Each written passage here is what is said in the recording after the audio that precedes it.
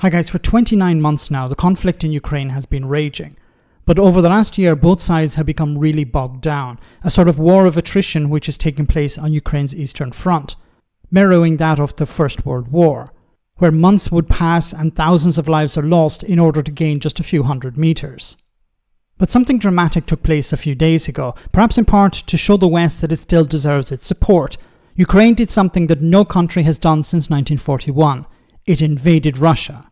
This no doubt caused heads to spin in the Kremlin, and as the expansion of the incursion shows no sign of stopping, Sky News spoke to the military expert Michael Clarke about what happens next.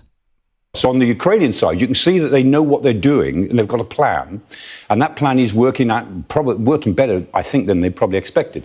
The Russians don't seem to have that much of a plan. They've been bringing other troops in from Vovchansk, which is 90 miles to the southeast, so they've been taking them away from one battle area. They don't seem to have reserves. They're using their internal security troops, the Robespierre, who are not very good because they're only internal security troops, and some of their conscripts. And the Russians don't have a reserve force because they didn't regard this area as a battle area. I mean, normally in any battle area, it's always 2 up, 1 back. There is, for every unit, whether you're talking about platoons or brigades, 2 forward, 1 back to act as a reserve. And that 2 forward, 1 back is a basic military principle. Clearly, the Russians didn't have that here because they didn't think of this as a potential combat area. So for now, the Ukrainians are dictating the terms, and this area is getting steadily bigger every day, which is a big challenge to Putin, of course. I mean, is there any possibility that the Ukrainians may start creating other pockets? They might, if they think they've got the troops. But the more they do this, the more risk they're taking, because they need those troops down in the Donbass. I mean, so far, there's no hard evidence that the Russians are pulling their good units out of the Donbass further south, where they have been making some progress, around Chasiv Yar, on the road to Pokrovsk. I mean, those are the places that really matter to the Ukrainians at the moment.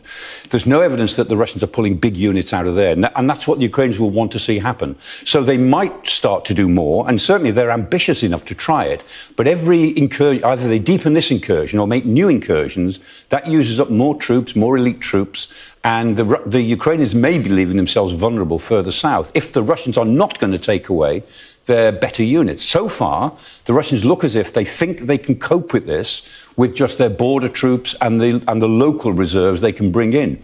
But they're not. That's not working. And every day, Putin seems to be under more pressure to do something, or to command the military, to do something a bit more decisive. Gerasimov, chief of the general staff, he's the top soldier, he's under real pressure. I mean, it wouldn't be at all surprising if he doesn't get removed for this. He's been there a long time, many years, 10 years or more, but I think he may be removed from this because he's been very sanguine about it. He said, oh, it's just a local problem, we'll deal with it. Well, he's not dealing with it. Very interesting. Now, what is the motivation here? Why is Ukraine doing this? Why did it invade Russia? So there are a number of arguments being put forward. One, for example, it boosts morale in the country. So many people are watching what's happening in eastern Ukraine, where a small bit of land is gained at a massive cost. Then it's lost slightly a few months later to the Russians at a massive cost as well. This also could be a case of dragging Russians away from the Donbass up to defend this area. Now, as was pointed out here, they don't seem to be doing that. They may be relying on local troops to deal with this, but as was pointed out as well, the Ukrainians are using elite forces. So elite forces against conscripts isn't going to end very well for the Russians. But I think this also sends a message to the West, sends a message to Europe, to the US, to its allies. Look, we can still fight.